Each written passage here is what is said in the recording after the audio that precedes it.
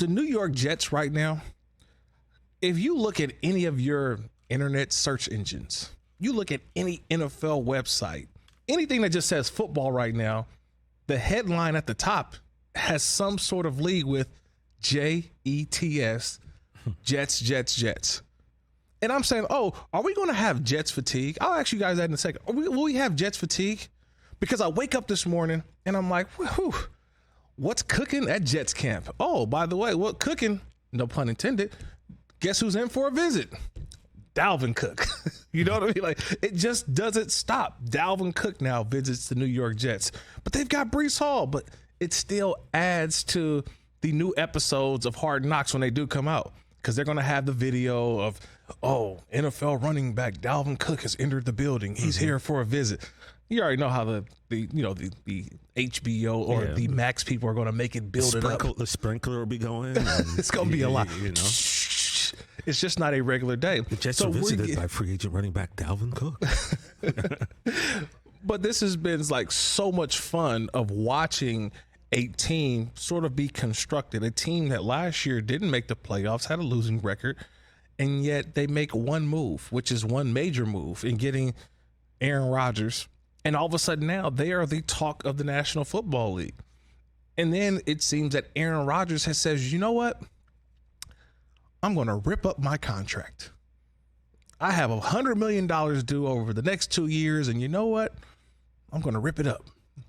I'm going to take a little bit of a pay cut. Well, that's what is being perceived as a pay cut. Now, I think people in NFL circles tell you probably not necessarily a pay cut, but more so a restructuring of a contract to do what? Allow the team to have more flexibility in free agency, in signing more players.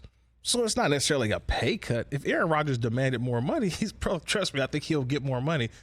And if he has the season that we all think that he is going to have, and the Jets have the season that we think they're going to have with him at quarterback, I honestly believe he can always go back to the table.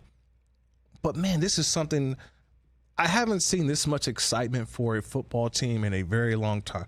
Last time I had this sort of excitement, you remember the Philadelphia Eagles and their dream team? Dream team. Remember that dream team? The dream team. Oh, man. How'd that season go? Oh, it was not good, by the way. Guess what? We're about to see the same thing with the Jets. Wow. I can't wait for this beautiful disaster to unfold this balloon to pop? Us. You want you're the balloon popper, huh?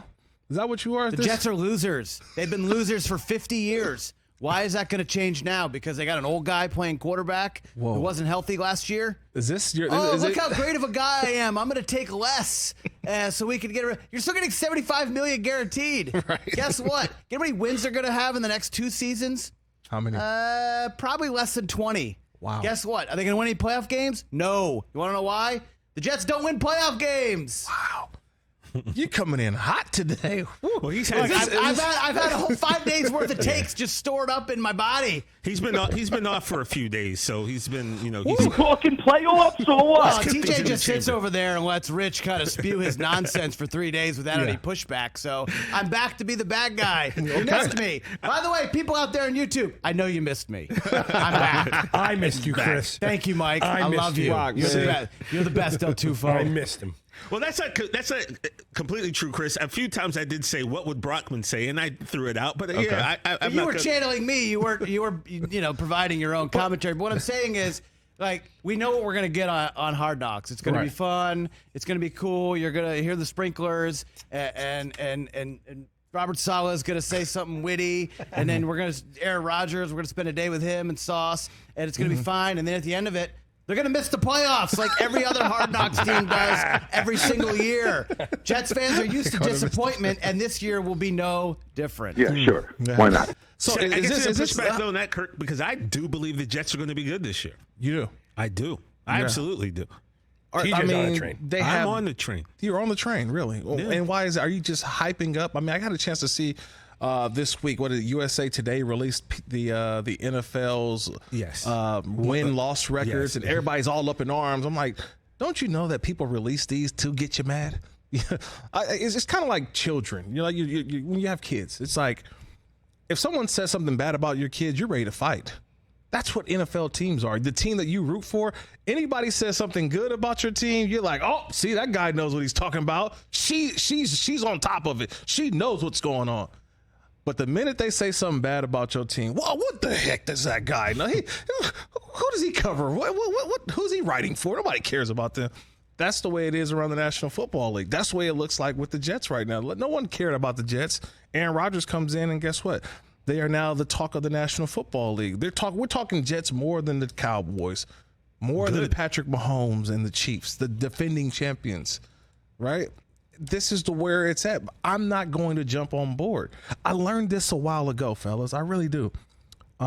Later today, I'll be heading over to Arizona. I'm going to go to the Arizona I'm covering Cardinals camp for the next couple of days. You know, football is back. Welcome back weekend. We've seen all the advertisements for welcome back NFL. You'll be seeing all the camps this weekend.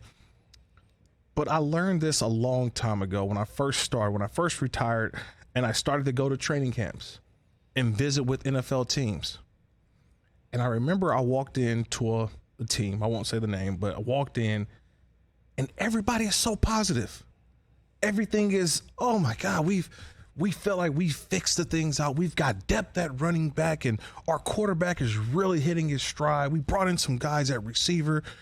You talk to everyone in that organization, I promise you, I walked out of there and I said, how does this team not go and win the Super Bowl? That team that year won 5 games. Won 5 games.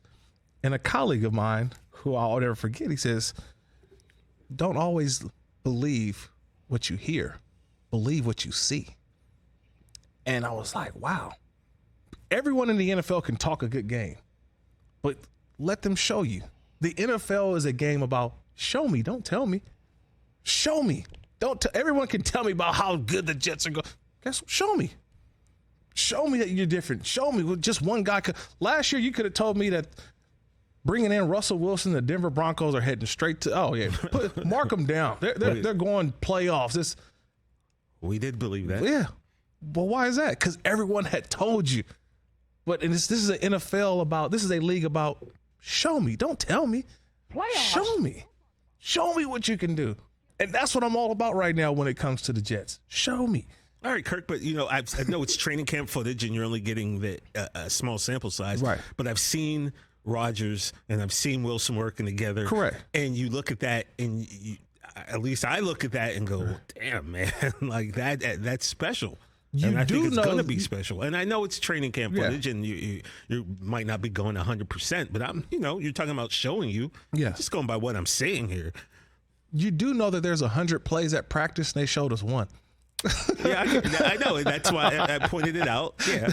They show us the one that they want us to see. They don't show.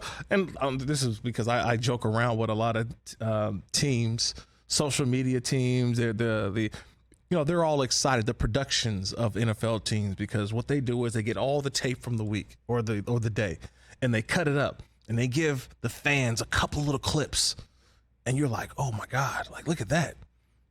That's why cameras aren't allowed after I believe it's individual period in the NFL. So all reporters can come.